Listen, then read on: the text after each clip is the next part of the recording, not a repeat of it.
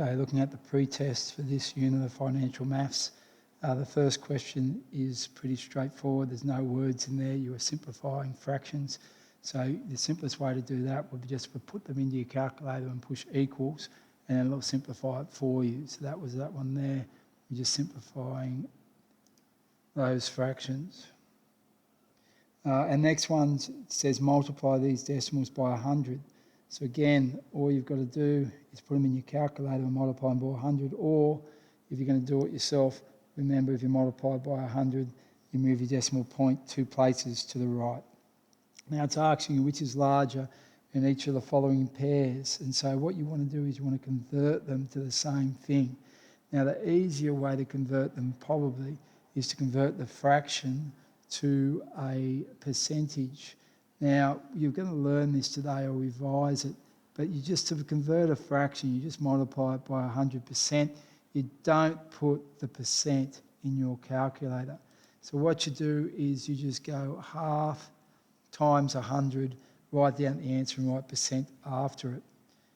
And so question 4, copy and complete.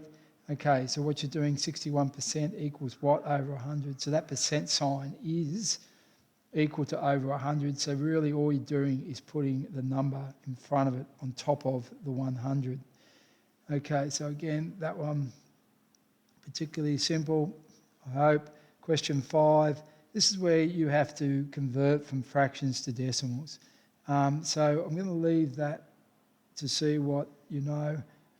But to go from a fraction to a decimal, you're dividing it 1 divided by 100. What have you got? Again, you can use your calculator to come up with that.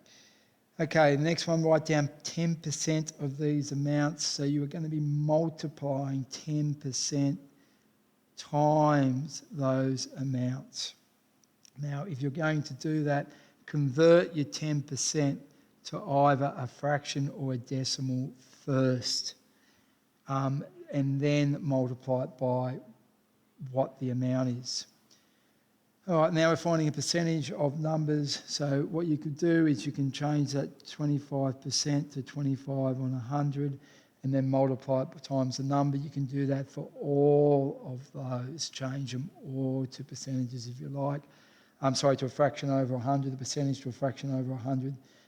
You can also, if you want to, that is also equal to 25 divided by 100, and then you'll be multiplying it by the amount you've got. Complete the following. 1% of 60 is 60 divided by what? Again, I'll leave you to work those ones out. The second one is 10% of 50 is 50 divided by what?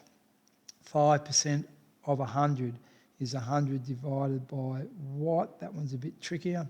33 1/3% of 963 is 963 divided by what? Okay, and 25% of 88 is 88 divided by what? Now these things here, as a hint, D and E, you are going to be mucking around with your numbers. So they're quite difficult. If you don't do them, if you can't do them, don't worry about it too much. 33 1/3% of 6,300 kilometres. So that's pretty straightforward again. You can go 33 1/3 or 33.33, etc. over 100 times your 6,300.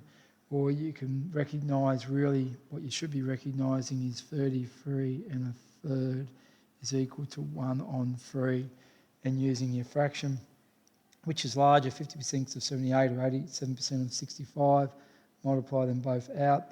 And the last one is simply how many days in the week, how many days in a year, how many weeks in a year, how many months in a year, and then how many hours between those times. Have a go at that.